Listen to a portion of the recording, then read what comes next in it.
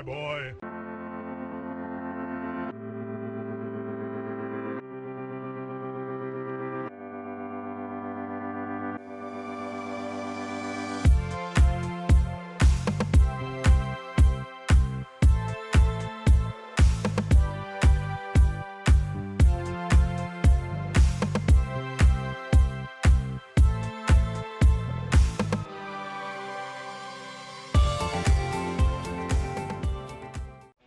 Hello all, and welcome back to another CDI Spotlight. Last month I took a look at 2 games. Now I've already recapped Cartoon Jukebox, so I won't go into any detail there. I also took a look at Dark Castle for the CDI. It's a platformer with bad controls and honestly has some obnoxious gameplay. This probably wasn't the best idea for a CDI Spotlight, but I was going to cover it anyway, so why not? This month's game is going to be a little better, I promise. This month's game is none other than Hotel Mario. Those that know this game were probably introduced to it from the very bizarre cutscenes that play throughout the game. These cutscenes are actually quite infamous, to be honest, and they've been floating around YouTube for quite some time. The game has a lot more to it than weird cutscenes though. It's actually a pretty unique puzzle platformer. So before we get started, how did this game even come about? I mean, a Mario game on a non-Nintendo platformer? What is this blasphemy? Well, Nintendo wanted to create a CD add-on to the Super Nintendo, and they ultimately partnered with Philips in order to create it. The deal that was agreed upon was that Philips was actually allowed to use some of Nintendo's characters for assisting them on the CD add-on project. So before we get started on Hotel Mario, let's talk about the game that never was, Super Mario's Wacky Worlds. This game was a 2D platformer in the same vein as Super Mario World, and it was developed, or being developed, by Nova Logic.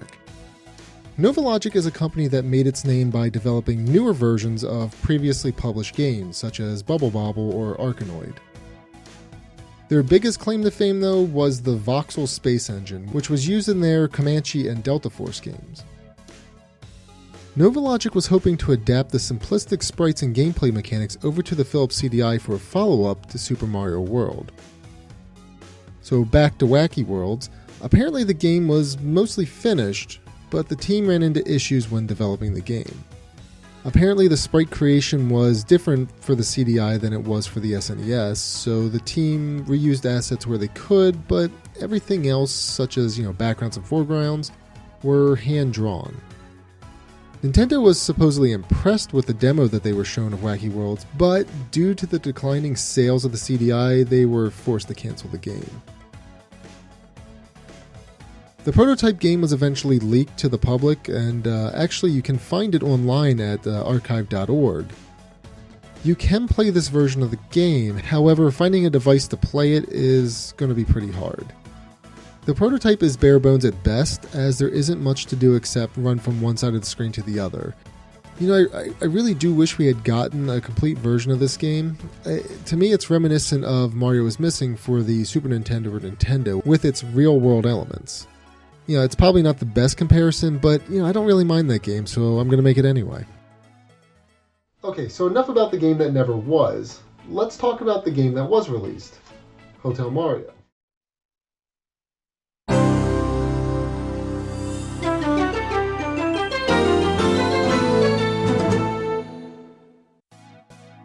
So Hotel Mario was developed by Fantasy Factory and published by Philips Interactive Media. Obviously, it's for the CDI. The story will be familiar to any fan of Mario. The princess invites the brothers over for a picnic, and she went ahead and got herself kidnapped by Bowser. We don't even get to find out if she made lots of spaghetti. I hope she made lots of spaghetti! The Koopalings also make an appearance in this game, and the hotels are loosely tied to their characteristics, for the most part. There are 6 hotels in all that the player has to go through, each containing multiple floors. The end of each hotel houses a Koopaling, or Bowser if you're on the last level. Honestly, I guess this is the last time the Koopalings are seen before the Mario games on the Wii, which is kind of sad if you think about it. One interesting thing about Hotel Mario is that the brothers actually save Princess Peach after every hotel, but she gets kidnapped again and they have to enter the next hotel. Well, with all that being said, what is the deal with the hotels and the doors? As I mentioned earlier, Hotel Mario is more of a puzzle platformer.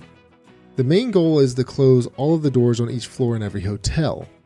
The puzzle mechanic comes from the fact that the enemies are able to reopen doors. This occurs at specific timed intervals throughout each level, so the player has to memorize the patterns, or at least stay focused to avoid getting hit. Looks are deceiving when Koopas are involved. The levels get progressively more difficult throughout each hotel as well, and every hotel adds a new twist to the gameplay mechanic. The second hotel has lights that turn on and off, the third hotel has slippery floors, and there are various hotels that have the elevators change direction at time intervals. The last hotel actually has areas with no doors that the player needs to discern from ones with doors. Okay, so I'm not actually sure what's up with the hotel theme. I guess it was just a way for the developers to incorporate the door closing mechanic? You know, I hear a lot of people complain about this mechanic, but I think it's actually a decent idea. I mean, there's certainly nothing wrong with it in my opinion. As I said before, the main goal of every level is to close all of the doors. However, you can also open doors to hide from enemies until they pass. This works for all of the non-boss enemies, with the exception of a few bosses. While normal enemies won't go into the open doors with you in it, the Koopalings will enter the door Mario is hiding in and take a life. In addition, sometimes closed doors have hidden surprises for the Plumber Bros. Entering some doorways will spawn rainbow coins, super mushrooms, fire flowers, Starman, and occasionally may kill all the enemies on the screen. There are also warp pipes hidden behind certain doors. They're programmed to take the player to specific levels and stages upon entering the door. Uh-oh. Where am I? Hotel Mario is simple to play, but hard to master. The enemies do walk and open doors in a pattern, but the pattern takes a bit of trial and error to recognize. Mario and Luigi are able to jump high enough to be hit by enemies on the floor above them as well. This makes timing jumps even more crucial if you're trying to get to a door to avoid enemies coming at you. This also works in your favor if there is a mushroom or flower on the floor above you. You may also be tempted to avoid unkillable enemies by jumping off the stage as well, but that unfortunately leads to an automatic loss of a life. You also have to be careful as the hitbox for the plumbers is enormous, and even being remotely close to an enemy or its attack is instant death. Bosses are technically unkillable too, but you can jump on them twice to knock them off the screen. The bosses return momentarily, but it's nice to get a brief reprieve from their constant attacks. Get ready to catch her!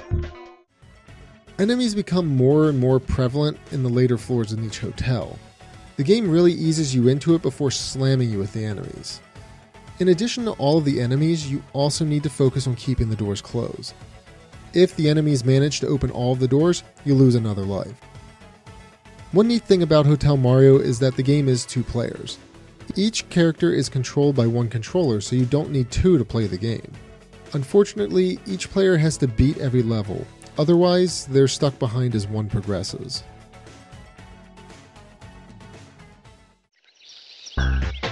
Thanks to you two, I can safely rule the Mushroom Kingdom, free from the terrible Koopaling clan.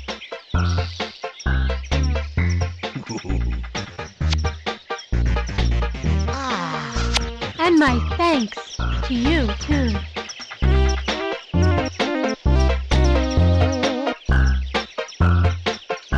You're the best player ever! Hotel Mario is certainly a unique game in the Mario franchise. It isn't really recognized by Nintendo, for obvious reasons, but it's still a pretty fun game. The difficulty curve is easy for the first few levels, but they get progressively harder as the player progresses. So this is actually a great way for the player to learn the controls and gameplay mechanics and then adapt to them in each hotel. In my opinion, Hotel Mario is actually really fun. It gets a bit frustrating in the later levels, and some of the enemy AI is kind of annoying, but I still contend that it's pretty fun. The only issue I have is that the gameplay does get kind of repetitive. I do think that Hotel Mario doesn't deserve any of the negative criticism that it gets. In fact, that being said, I want to address something I mentioned in my last spotlight where I said that the cutscenes weren't good. they're actually not that bad. They're on par with what I've seen with the other CDI titles. They're a little bit cheesy, but, they're actually kind of funny to me. Honestly, there isn't much more to talk about in regards to gameplay. I honestly think this is one of the better games that I've played on the CDI. Is it the best Mario game that I've ever played? Of course not. It's not a normal Mario game. So it's kind of unfair to compare it to others. But do I think it's a good game? Yeah, absolutely. I actually highly recommend this one. With all that being said, I give Hotel Mario 4 Bowser costumes out of 5. Next month, I'm going to check out Mozart, a musical biography. So I hope you enjoyed this video, and as always, thank you for watching.